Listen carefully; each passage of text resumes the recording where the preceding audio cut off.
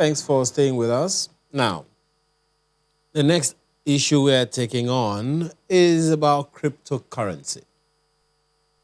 Now, the ban on the trade of cryptocurrency in all banks by the Central Bank of Nigeria has continued to generate interests, controversies, you name it. Today, let's take a look at the boom of virtual currency in Nigeria and the threat the government says it is posing to the economy, and also look at the impact of the prohibition of its trade exchange by the Central Bank of Nigeria on the economy.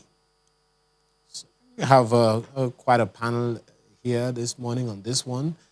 First of all, let me introduce the founder, Blockchain Nigeria User Group, Chimezie Chuta. He joins us right here in the studio. Thank you so much. Thank you so much For your time. Yes. We have as well joining us virtually Modupe TVA, who is African Lead Global Blockchain Women Alliance. Adegoke Adetola is an economist, as well as Johnson Chuku, who is MD, Kari Asset Management Company. They all join us virtually. Ladies and gentlemen, thank you very much for joining us this morning. So we say ladies first, so let me do the honors.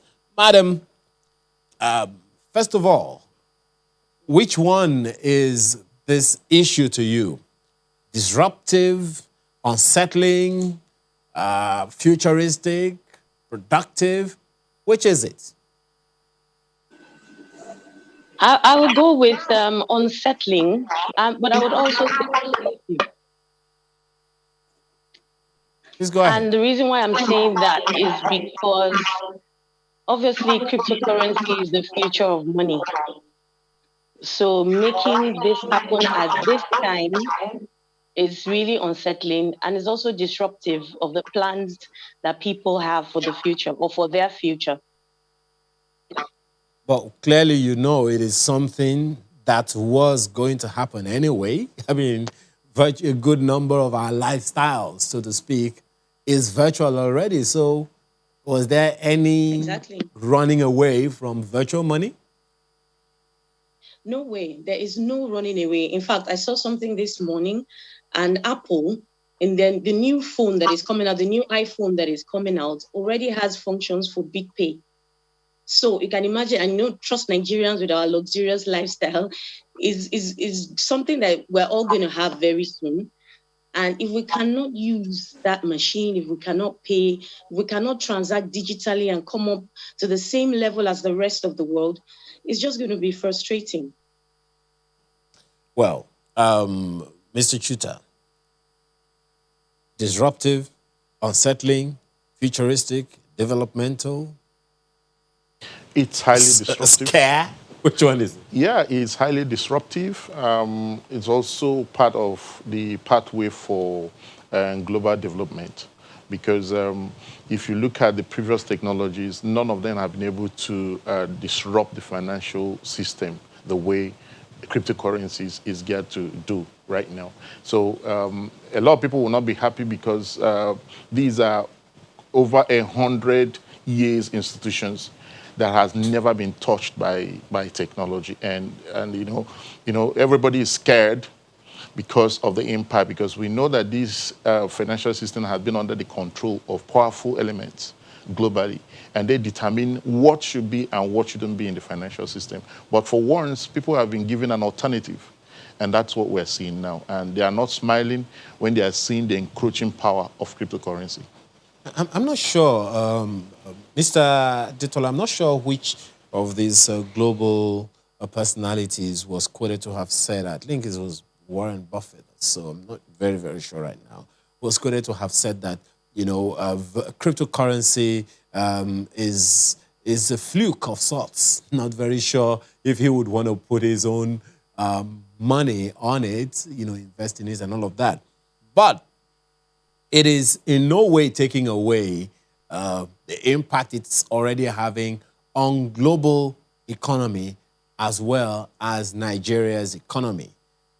What should we be paying attention to? The Central Bank of Nigeria has said no DMB should deal in cryptocurrency.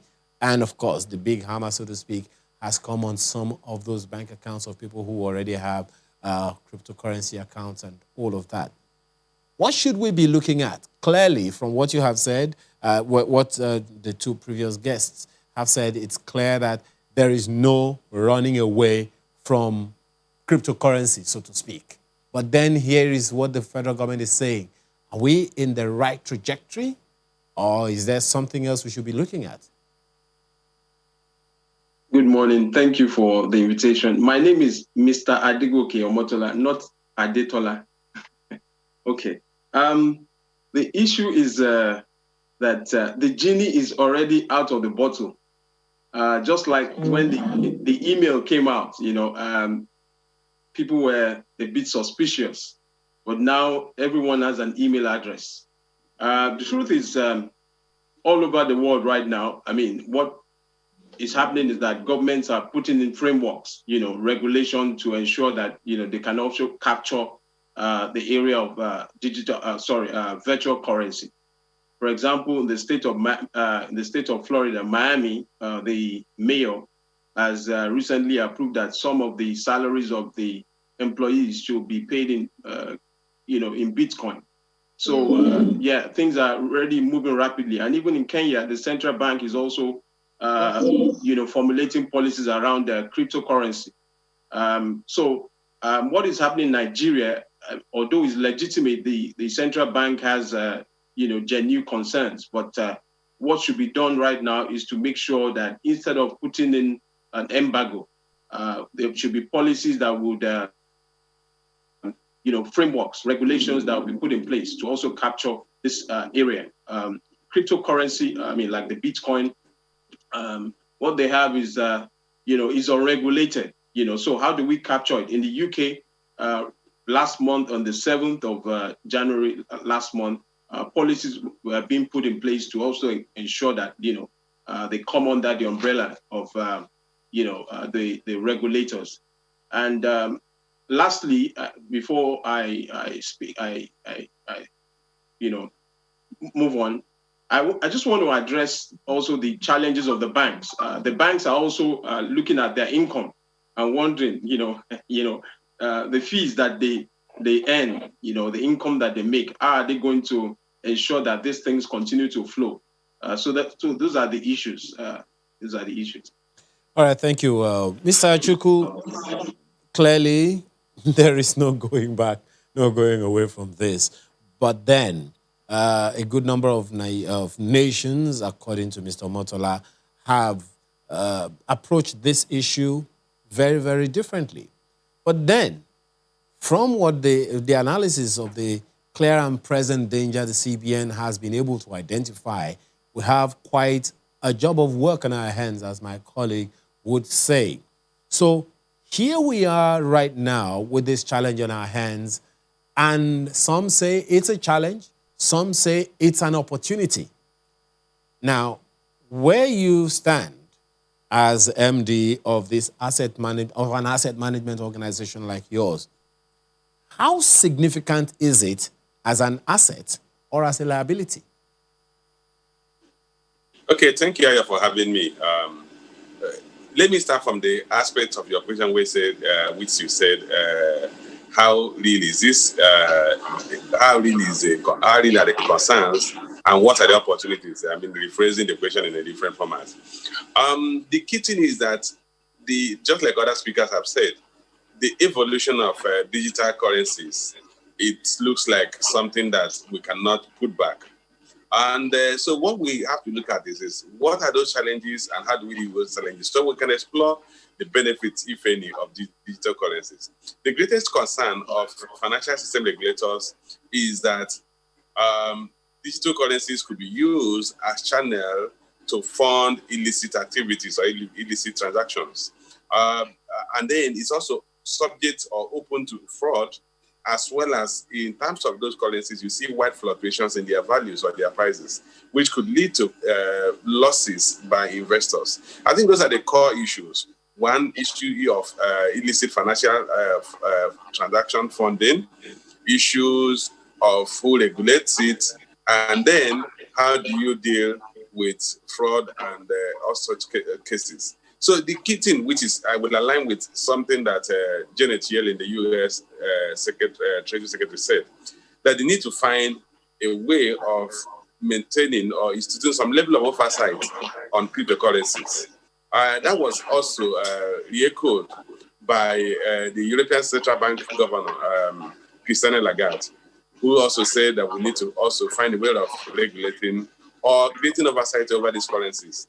The key thing is that you cannot run away from these currencies, but they also currently manage pose dangers to the financial system.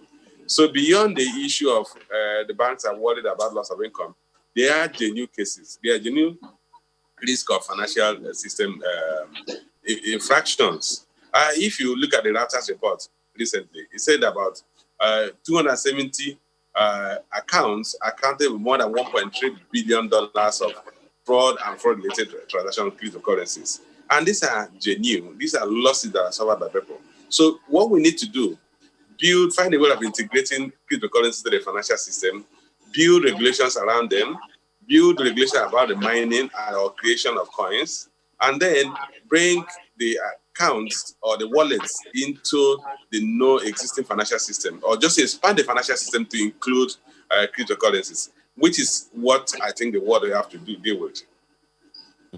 Well, thank you. Madam TVA, the issue is still there. A number of people have tried to trace the history, so to speak, of cryptocurrency. There are those who believe that it is those who are trying to hide their resources, their earnings from illicit activities like drug trafficking and all of that. They are the ones who created this, and consequently, it is what it is as we have on our hands. But given that there is more than one cryptocurrency in the world, and who knows, maybe more will come. Now, we are saying in this part of the world, in Nigeria at this moment, we do not seem to want to give as much attention to it. We knew it was coming because we knew that whatever it is that exists in the world will eventually come to Nigeria. Now it has come to where we are now, and this is the position that government has taken. Do you see enough ownership or agreement with government from the people about this? Are we marketing this ideology of government the way we ought to? Do you see a time when people will say completely agree with, because there are those who don't agree with government on this one? Do you see a point where people completely agree with government that, no, let's stop it? Or how do we get to the point where we can bridge the interests of the people with the intentions of government on cryptocurrency in Nigeria? Right. Okay. What my view of this is that we would actually never get to the point where people will agree with government on this. And that is because having tasted the benefits of a decentralized currency system where people have autonomy and they feel it is more secure. And another thing is the transparency of their own transactions. Now, the fraud concerns are valid, but most times when it comes to those issues, people are tricked and deceived into giving out their details for these fraudulent activities to happen. Now, there are over 6,700 coins, cryptocurrencies, accounting for close to about, I think, almost $650 billion in investment. Bitcoin, obviously the largest, with about 420 or so billion.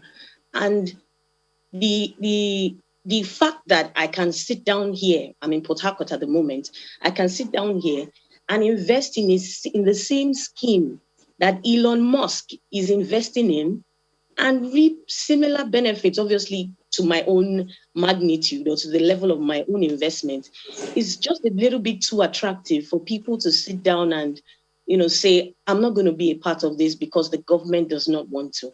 I think the best way to handle anything when it comes to people is to sit down and have a consensus.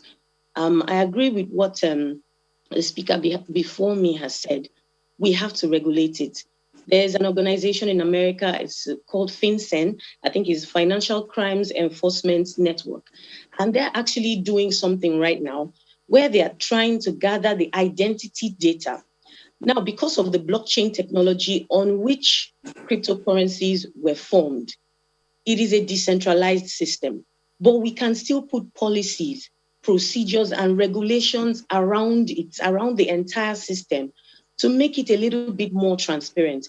And that's what I'm talking about when I'm talking about the regulations coming together, sitting down, finding out how can we make this work. We cannot run away from it. There's no way. Mr. Chuta, clearly, it is ubiquitous. It is anonymous. And it is undeniable.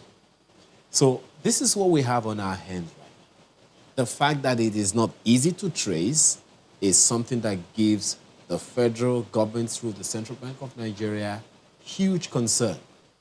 With the experience we had with MMM and similar, and all the noise about terrorism, insurgency, funding, and all of that, funding of criminal and other illicit activities, government definitely does have genuine concern. But the fact that it is anonymous, the fact that it is almost invisible and invincible, is a problem. It runs on a platform that you have been championing for a while, I'm sure. How do we navigate? Okay, first of all, there are a lot of misconception about cryptocurrencies. One of the things that people think is that probably cryptocurrencies are anonymous. It's not true. Cryptocurrencies are what we call pseudo-anonymous. That means you can actually find out the individuals behind the transaction or ownership of cryptocurrencies. I think the key challenge that we have here is the inability of our regulators and our agencies to do very deep study on this technology.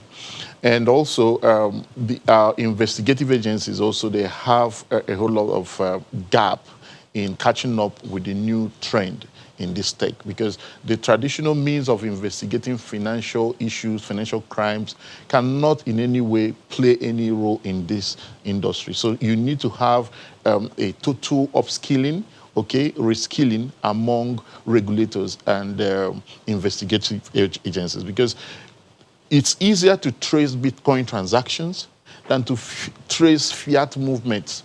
Fiat is any government-issued money. Okay, it's easier to trace it, to trace Bitcoin transactions and crypto transactions than to trace even physical currencies. But, you know, when people look at problems and, you know, the way it looks magnified in their eyes, they make judgments and conclusions that are really unfounded.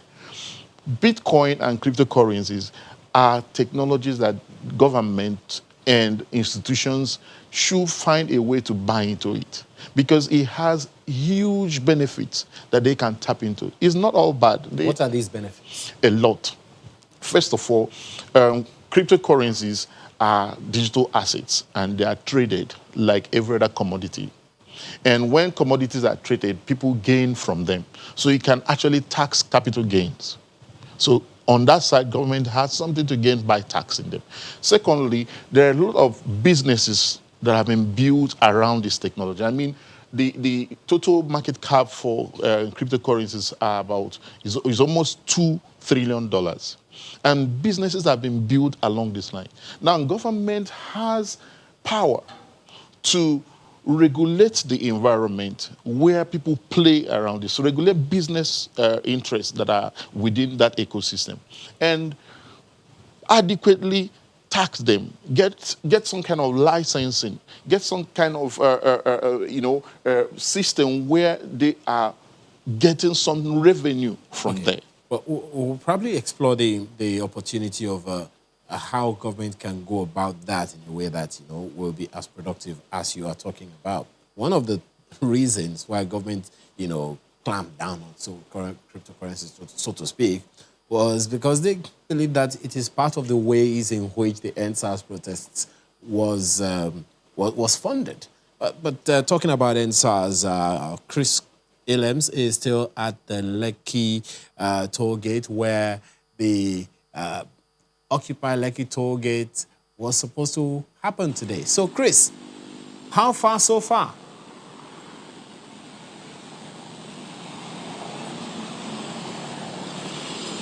Well, first of all, the sun is at its peak right here, so everybody is sweating just to see if we can get information or get anything new. Well, since the last time we spoke, about three arrests have been made.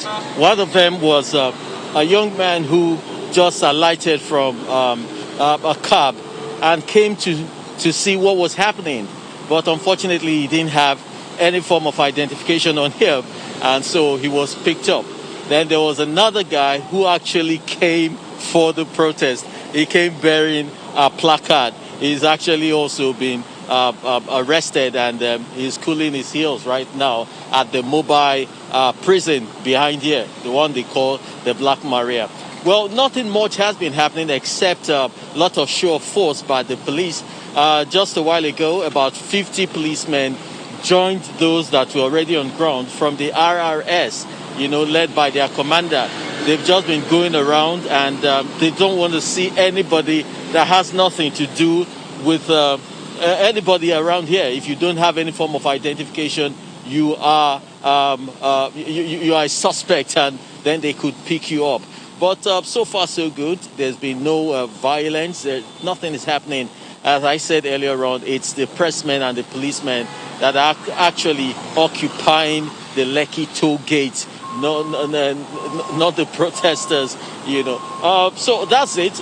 Movement is still very free. If you're driving through the toll gate, there's no form of harassment. It's been quite free, and that is still the position of things at the moment. You sent in some clips earlier, Chris, and I could see in that clip that pressmen were talking to certain people in that enforcement truck that that used to be called Black Maria. You want to tell us a little about that? Why are pressmen, very close to that particular vehicle and listening to what the people are saying in the truck?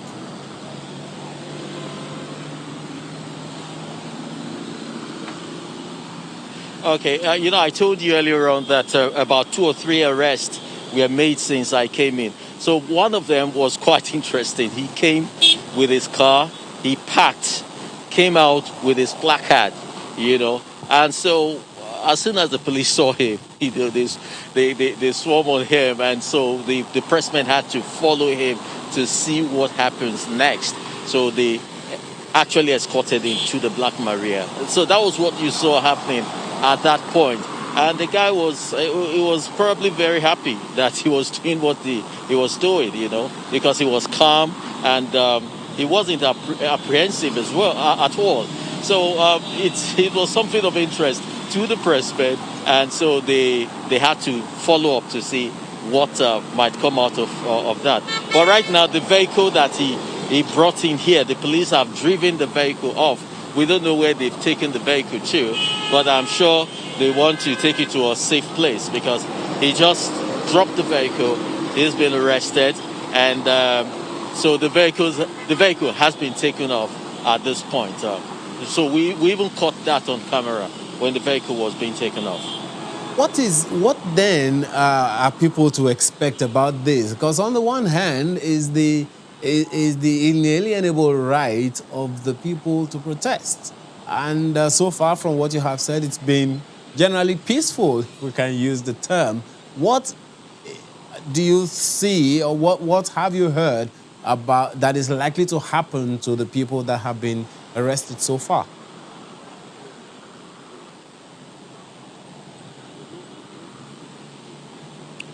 You recall the federal government actually said that they would deal decisively with anyone who fomented trouble. But so far, these guys haven't done that. They only came to protest. So we need to just watch and see what happens to them. Will the government trample on their right to have their right to protest, peacefully, or will they be released after this time? We're not too sure. But one thing that I know the police is ready to do is clamp down on anything that looks like protest, anything that is protest, anything, and anyone who actually anyone who actually comes around here without any form of identification. The police, I heard one of them saying the last time it was the president that gave the protesters the freedom to protest, and so that was why they were molested. But at this time around, that they are ready for anyone, any attempted protest, that they're ready to clamp down. So you know how sometimes our security operatives could be. You know, they could carry any instruction, not just to every detail, but even beyond. So I think that is what will happen. But right now, if you go on Twitter, the Lekki Tollgate protest is still trending. You also have the No Bond Your Papa Well, something like that, also trending.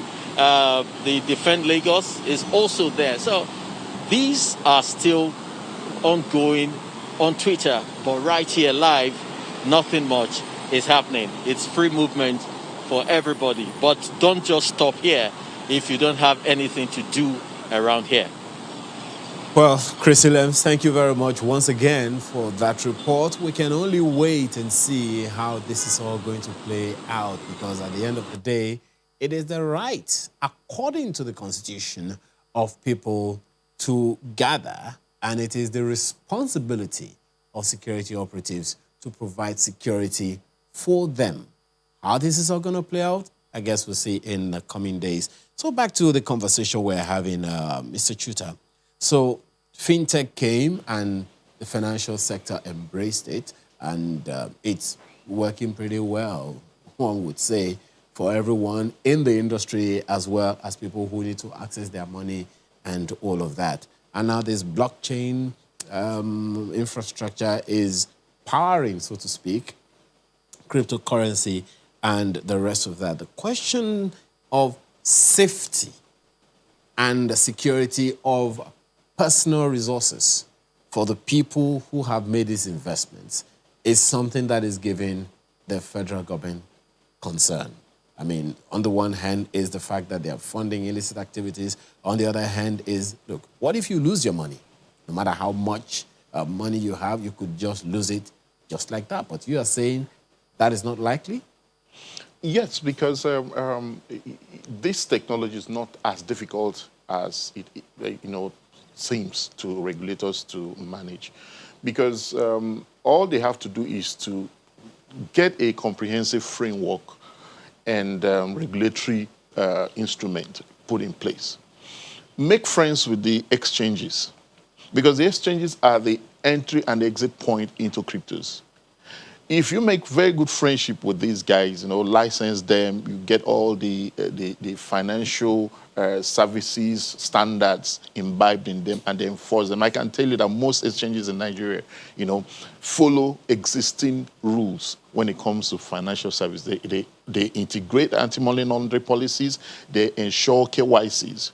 Now, if you regulate the exchanges well, and they are friends with the regulators, then you can be sure that people can't use them to do some of these illicit activities. Because the one that is interesting to me is that it can earn resource for the country. We need a lot of money. You will agree with that. But let's take a break. We'll be right back to address some of this other issues. Stay with us.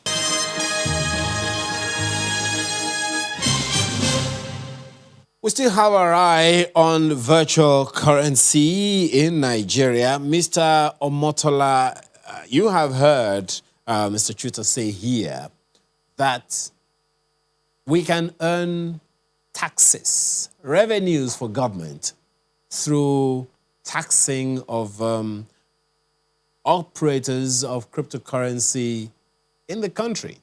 Do you see that as a way to go? How viable is it, if you agree? Basically, I mean, most economies now, because of COVID, what has happened is that there's been a slowdown in activity. So, but not for cryptocurrencies, and in that regard, the tax base of the economy can increase. So I think it's good for government to look inwards and see how to regulate that sector, and also be able to capture, because like the previous gentleman said, in terms of capital gains tax, there's so much that is going on there. I mean, in terms of volumes on a daily basis, and Nigeria is regarded as one of the countries that have really done so much in terms of volumes of transactions. So the government should, look for a way to regulate the sector, do more of KYC, and also ensure that the exchanges they're regulated, well regulated, and also in terms of onboarding, verification of those that are interested in, transacting in that space, ensure that they have the right identity, and also to reduce that will reduce money laundering. Of course, that sector, is very volatile. The risk there is very high, but irrespective, I mean, there's always risk, in any environment, but we can mitigate risk by ensuring that the regulation is properly enforced, which also leads but to just one moment. Just one moment. Yeah. Wouldn't you say that it's gonna make the issue of money laundering even worse? What you have talked about. You would remember that I think it was in 2015 or 2016. The president of the Federal Republic of Nigeria, President Buhari, was saying that we have a problem as a nation with illicit financial flows through which terrorism are being funded. Yes, the Central Bank of Nigeria has, as Mr. Chuta has also said, integrated anti-money laundering, anti-corruption, anti-financial crimes activities, paraphernalia policies into the operations of deposit money banks in Nigeria. But we still have those challenges. Don't you think this integrating this that you say is going to make it worse? Countries are all over the world. It's not just money laundering is not just restricted to Nigeria. I mean, you have it in other countries of the world, but we can also learn from other countries. What are they doing? What are they doing to ensure that illicit money does not flow through the system? So it's not a time for us to just clamp down and say no, this is not the way forward. Like I said, the genie is out of the bottle. So there's nothing. We just have to. And I'm sure that even as we're speaking right now, the regulators are, in Nigeria, they're looking for ways to ensure that. I believe that it will only be a temporary thing. I mean, going forward, because cryptocurrency is now the new norm all over the world. I mean, most nations are looking for a way to adapt, and it has also been, because of COVID, the way we do things has changed. The way we move money around has changed. So I think, without dwelling too much on this, I think we just need to move forward and put in more policies that would ensure that we are also moving along with the trends globally. Well, Mr. Chukwu, generally, when we talk about cryptocurrency, the currency part underscores the role that banks and financial institutions play. But we have also been informed, and I'm pretty sure you're aware of the fact as well, that it is possible to operate cryptocurrency without a deposit money bank. We have heard that. That's also a risk. What do we do? Because just as every one of you has mentioned here, it is very, very high risk. It is a clear and present danger. At the same time, it has tremendous opportunities. Which one weighs big and here? I know you've spoken about that earlier, but the fact that we can circumvent the banks and still operate cryptocurrency, that definitely is something that will give anyone a serious concern. What do we do? Okay, Ayo, let me start by throwing more light on the nature of cryptocurrencies. In the first place, one of my co-panelists said that the onboarding process should be such that these financial system regulators can see through that. No, as it's currently structured, that is not and attributes of cryptocurrency, because we need to highlight those things before we now talk of what do we need to do to mitigate some of those peer-to-peer trade, or to bring those peer-to-peer trade into the financial system. The current system of cryptocurrency is such that an investor will just create an account using series of letters and figures to create an account, and that account becomes the person's wallet or digital wallet. That wallet is stored either in your system or your computer, or stored in the cloud. So one of the risks, which is a primary concern to the government, is that the government has a primary responsibility to protect the life and property of the citizens. And there's a risk that when you have your wallet and it's stored in the cloud, it could actually be deleted. And once it's deleted, you lost your entire investment in that currency. Or it could be hacked into, you will lose your investment, or you forget the number, your digits, and therefore you will lose your investment. So that's that present concern that there's no backup where you can say, okay, this I've lost my numbers, I've lost my account number, so I have to go back to my bank and retrieve it. It doesn't exist. So there's a trend that risk that you could lose that. And another risk, which I want to emphasize some of those risks, is that there is a wide fluctuation in the prices of cryptocurrency. Remember that cryptocurrency is not built, they are not underlying assets. And we tend to forget that, because these are things we need to look at, so that we need to know how to build a regulatory framework that will address some of those gaps or some of those weaknesses of the currency. There is no underlying asset. Fiat money is based on the good faith of the issuing nation or the sovereign, that it will have the capacity to fund you to that value that you are holding. When we had the gold base, or the gold standard, as we call it, it was based on the fact for every unit of a currency you are holding, that it is backed by gold in the reserve. Today, fiat money, cryptocurrency is not backed by any underlying asset or underlying good faith. There's some level of secrecy about the creator of a currency like Bitcoin, which is the biggest currency. There is a name called Satoshi something like Nakamoto, that is said to have created, but that is a pseudonym. So the individual behind that pseudonym does not exist. Nobody knows that, and that keeps people concerned. I was a young man, I think Japanese, that went on, that created one of the currencies and went on honeymoon with his wife to Russia, and died in Russia while honeymooning. And the code with which he created that currency was not passed on to anybody. All the people who had their investment in that currency lost their investment. Those are the concerns of regulator, that look, you really don't have an underlying reserve that can pay back a holder in the event that the creator does no longer exist. And you really don't have, there are some opaqueness around the creation and mining of currencies. So we must recognize that, because why I'm saying that, if we don't recognize that, we're not going to build a financial system that will integrate the cryptocurrency into the financial system. I'm very happy. My apologies, because we really, really have to begin to wind down now. But I'm so happy with all of the issues that you have raised, and so people know that the risks that they have to contend with. But madam, most of the people who are kicking against this, well, a good number of them are young people, very, very young, just making a little money, investing in cryptos, and the rest of that. Do you think they are aware of some of these risks that Mr. Chukwu has just mentioned? I think that the first thing is people kick against what they don't understand. So the people kicking against it, yes, they may be young, but how much have they invested into educating themselves about these cryptocurrencies, about the technology that backs it up? I can bet you they've not done enough study. They don't understand it. Now, while these risks are there is also risk involved with our traditional currency systems.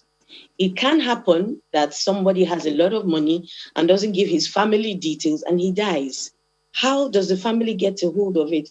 Who will benefit from it? So these risks are not so much different from what we have in our traditional currency system. Now, there is the cloud issue that the speaker before me highlighted, but the cloud issue, there are some exchanges that have backups. Personally, I've dealt with one or two that have backups. So I've lost some details before, and then they give you these codes that you can use to retrace your steps and get the details back and then access your accounts again. So, it is a technology that is evolving. From when it started, it has evolved and it has gone way past the way it was when it started in about 2008. My personal belief about Satoshi Nakamoto, yes, anonymous person, once or twice over history, people have come up to say, oh, I am Satoshi. But I believe that technology is just too big for one individual to claim.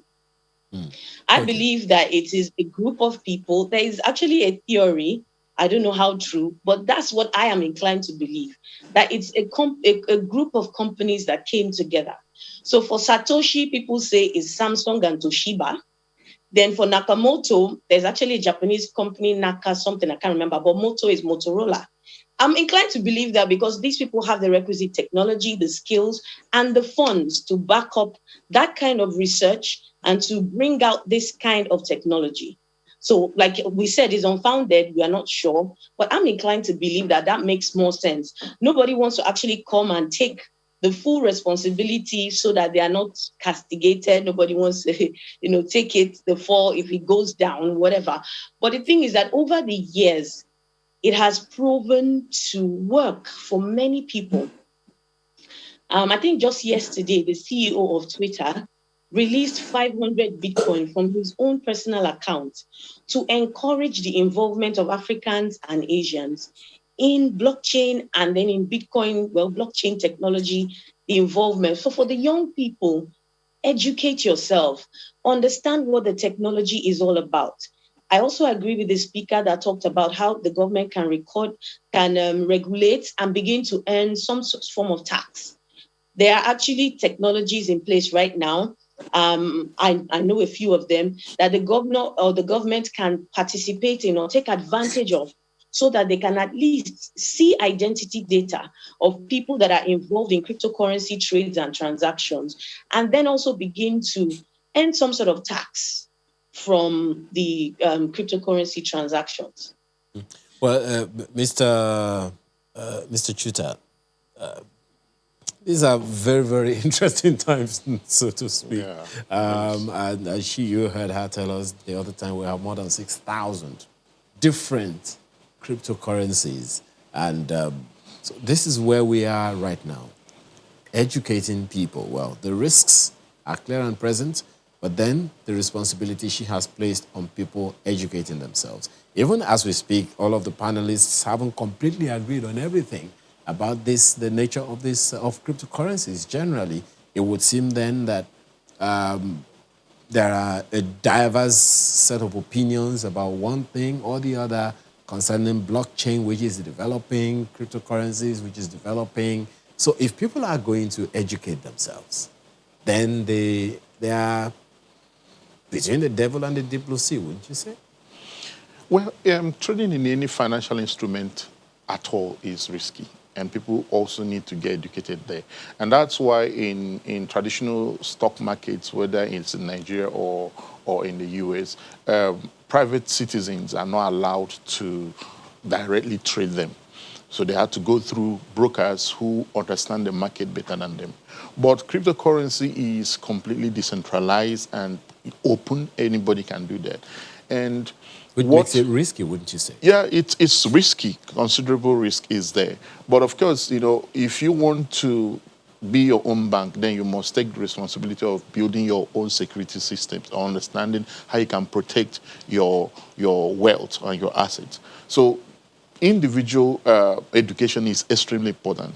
But us, through our own organization, Blockchain Nigeria User Group, we do a lot of educational initiatives that help people to learn about cryptos, learn about the risk, learn about how to protect their assets, how to manage their wallets, the type of wallets they should choose, and all those things. So apart from individuals digging deep to learn by themselves, they also should find communities that are sharing knowledge that are useful to them. and they should join those communities, because the knowledge they'll gain there is usually invaluable, because this industry requires community engagement. The what they call network effect of crypto is such that people have to find themselves in communities where the same opinions are shared consistently. Well, we have to thank you very much, ladies and gentlemen, for this conversation that we have had. Now we know the risks.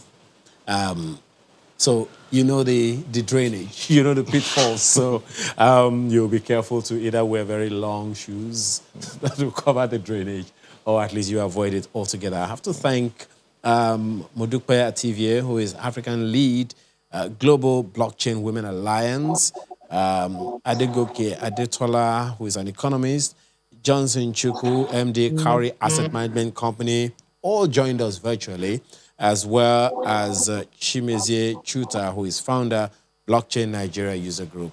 Ladies and gentlemen, once again, thank you so much for your time and your thoughts this morning. Thank you so much. All right, just one more leg.